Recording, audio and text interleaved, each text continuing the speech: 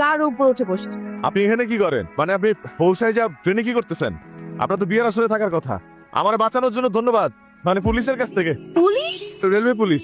আমার টিকিট নাই তো। আপনি টিকিট কাটেন নাই? ওই বাবু, আপনি কি টিটির বউ নাকি? আমি রবিন। দোষ, আমি কাজটা করতে পারি নাই, তো একটা মুরগি পাইছি, হইতে পারো স্লটারি। এই টানটা মারতে পারলে 1 মাস কিছু না করলেও চলবো। আচ্ছা আমাকে খুলে বলতো কি স্যার? দোষ, একটা মাইয়া পাইছি। এটা শুধু মাইয়া না রে, এটা সোনার মাইয়া। মনে হচ্ছে বিয়া বাড়ি থেকে পালাই এসে, বুঝছস? তুই মেয়ের সবকিছু নিয়ে তুইও পালা। এই কি করতেছেন? মরবেন নাকি? হ্যাঁ আমি মরবো। মরলে মরেন, আমার এনে মরতেছেন কেন? আমি আপনাকে নিয়ে বললাম কোথায়? আপনি যদি এন্ডে সুইসাইড করে মরেন, আপনার মৃত্যুর রহস্য উদ্ঘাটন করার জন্য একটা তদন্ত কমিটি গঠন করা হবে। তারপর তারা এই বগির প্রত্যেকটা মানুষের জিজ্ঞেস করবে আপনার সাথে কারে বেশি দেখা গেছিল। তারা সবাই বলবে আমার কথা। আমি যে মানুষটাকে ভালোবেসে বিয়ে বাড়ি থেকে পালিয়ে চলে আসলাম, সেই মানুষটা এখন আমার ফোনই ধরতেছে না। আপনি ওকে ধরেন না তো। এই এমনও তো হইতে পারে আপনার বয়ফ্রেন্ডের ফোন হারায় গেছে। আসলেই তো ওর ফোন তো হারিয়েও যেতে পারে। গয়নাগুলো খুলে আমার হাতে দেন, তারপর আপনি হালকা হন। আপনি না খালি মজা করেন, সরেন তো। এত ভারী ভারী গয়না পরে থাকে কেমন একটা মানুষ? নড়েন না, নড়েন না, নড়েন না, তেলে পোকা তুলতেছে। এই যে পুরাই দিছি, যেই চিৎকার দিছেন, তেলে পোকা তো হার্ট অ্যাটাক করে মারা যেত। ঘুমান ঘুমান, আর তেলে পোকা নাই, ঘুমান। আমি তারপর অনেক ভয় পাই তো, না ঘুমাই, সমস্যা নেই। সমস্যা নাই, আমি জায়গা আছি, আপনি ঘুমান, আমি দেখতেছি। কি দেখেন উপরে? ঘুমানো যাবে না। আরে ভাই, চশমাটা খুলে একটু ঘুম দেন। চুপ থাকেন না আপনি। স্টেশনটা অনেক বড় তো, এখানে নিশ্চয় অনেক মানুষ, এত কিছু মাঝখানে আমি ওকে কিভাবে খুঁজে বের করবো আমি না কিছু বুঝতে পারছি না, আমার মাথায় কাজ করতেছে না। আচ্ছা ঠিক আছে, আবার কান্না শুরু করেন না। এই শহরে আমার অনেক বন্ধু বান্ধব আছে, অলিতে গলিতে চুরি করে, চুরি করে? মেয়েদের মন চুরি করে আর কি। কিন্তু আপনি আমাকে সাহায্য করবেন কেন? আপনার উদ্দেশ্য কি? আমার আবার কি উদ্দেশ্য থাকবে? আচ্ছা ঠিক আছে, আপনি একাই খুঁজেন, সমস্যা নাই তো আমার। ঠিক আছে, লাগবে না, আপনি ভালো থাকেন ভাই। আচ্ছা দাঁড়ান, আবার কি? আমি আপনাকে ক্রস চেক করলাম। কি করলেন? Cross check. আপনার বয়ফ্রেন্ডের ছবি দেখান।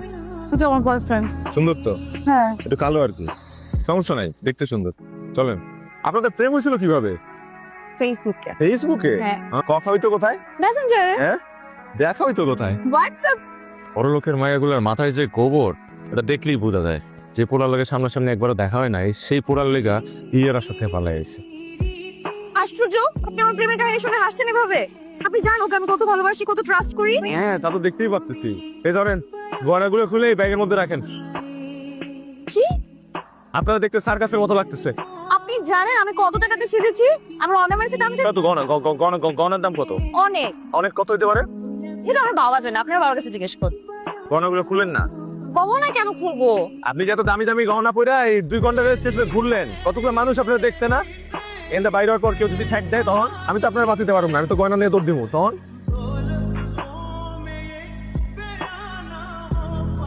তখন কাজ এখনো শেষ হয় নাই, তবে অর্ধেক কাজ হয়েছে।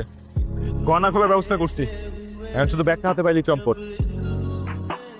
এই হালার ফুটকে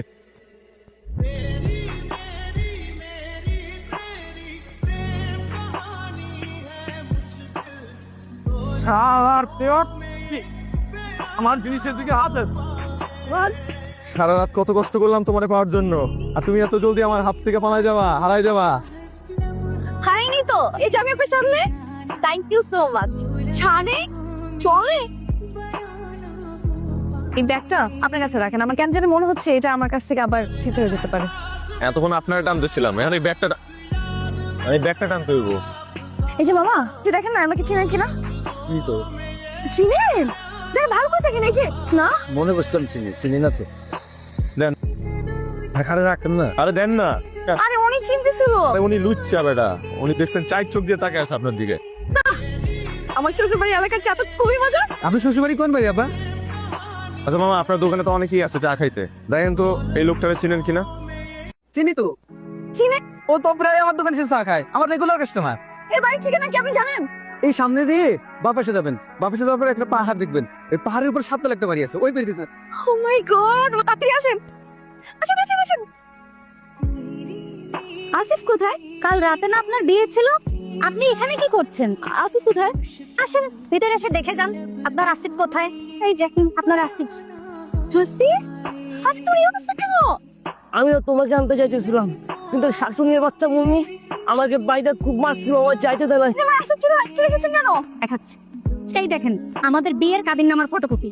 ওরা হিংসা করে চুনের বাচ্চা, ও চাইতেছে না আমি তোমাকে বিয়ে করে বড় লোক হই। সম্পত্তির লোভে আপনার সাথে সম্পর্ক করেছে। বাবু তুমি বিশ্বাস করো বাবু, আমি তোমাকে খুব লাভ করি বাবু, ও মিথ্যা কথা বলতেছে। আমি জানি তুমি আমাকে বিশ্বাস করো, আমার জন্য তোমার কষ্ট হচ্ছে তাই না আমাকে বাইরে রাখছে জন্য। বাবু বাবু প্লিজ বাবু, আমি জানি বাবু তুমি আমাকে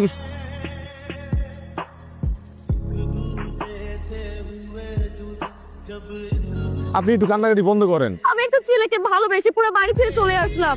আর বিয়ের দিন রাতে আমি বাড়ি ছেড়ে পালাইছি, আপনি বুঝতেছেন? এখন আমি কি করব, কিভাবে বাসায় যাবো? আপনি জানেন না আমার বাবা আমাকে মেরেই ফেলবে। আপনার ক্ষতি হয় নাই, বরং আপনার উপকারী হয়েছে।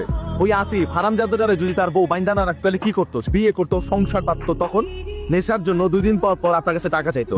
সব থেকে বড় কথা যেটা, যখন আপনি জানতে পারতেন যে আপনি তার একজন অবৈধ স্ত্রী, তখন কেমন লাগতো আপনার? তো আপনার উপকারী হয়েছে, আল্লাহর কাছে শুকরিয়া করেন। আমার সাথে চিটারি করছে, বাটপারি করছে, ওর মতো মানুষকে পুঁতে ফেলা উচিত। ওই জন্য 2-3টা কালি দেন। ফোন চেতেছেন 2 ঘন্টা কি রিমান্ডে নিয়ে পিটাই। আমার সাথে আপনি বুঝতেছেন কত? এখন আমার কি হবে? আপনি ঢাকা যাবেন, আপনার কাছে মাফ চাবেন। আর মানুষ এত সহজে বিশ্বাস করেন না। জীবনে 1-2টা ছোটখাটো ভুল করাই যায়, ভুল না করলে মানুষ শিখবে কিভাবে? কি ব্যাপার, তাকায় আছেন কেন? আপনি খুব ভালো মোটিভেশনাল স্পিকার, সাথে আবার ডাবল ভালো মানুষ। আমি যে কত ভালো মানুষ তা যদি আপনি জানতেন। আপনি সারাক্ষণ বিয়ে করে কি কথা বলেন বলেন তো আমাকে? বললাম যে আমাদের চিটাগং থেকে ঢাকায় ফেরার ট্রেনে এখনো 4 ঘন্টা সময় বাকি আছে। তো যাবো যাবেন না? না। অবশ্যই যাবেন, আসেন। আরে আসেন।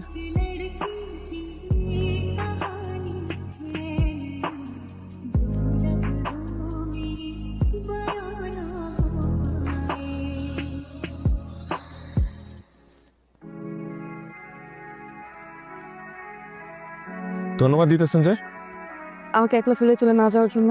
আপনার কথা আমার সারা জীবন মনে থাকে। এখনো তো আমার দায়িত্ব শেষ হয় নাই। আপনারা ঢাকায় বাড়ি পর্যন্ত পৌঁছায় দিব, তারপর আমার দায়িত্ব শেষ হবে। আপনি খুব ভালো একটা মানুষ। আমি একটা চোর।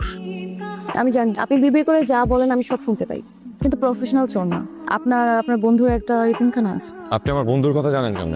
হ্যাঁ, আমি শুনেছি আপনাদের ফোন কনভারসেশন। আপনাদের এতিমখানায় প্রত্যেক মাসে অনেক টাকা দিতে হয়, সেটা আপনারা কাজ করে জোগাড় করতে পারেন না, আর সেই কারণেই আপনারা মাঝে মাঝে চুরি করেন। আপনি আগে থেকে জানতেন আমি একটা চোর? চিনলেন কিভাবে, মানে বুঝলেন কিভাবে? আপনার চোখ দেখে। কিন্তু একজন মানুষের চোখ দেখে বোঝা যায় মানুষটা কেমন। আমি আপনার গয়না কখনোই চুরি করতাম না, আমি আপনার ব্যাগটা ফিরিয়ে দিতাম, কারণ আমি একজন এথিক্যাল চোর। সবার কাছ থেকে চুরি করি না, আমি চুরি করি সেই সকল মানুষের কাছ থেকে যারা অসাধু মানুষ, সমাজের ঘুষখোর, সুদখোর, মানুষের টাকা মাইরা খায়, তাদের কাছ থেকে আমি চুরি করি। আমি সিফা। সিফা দ্য ব্লগার। চলেন, ট্রেনের সময় হয়ে আসতেছে।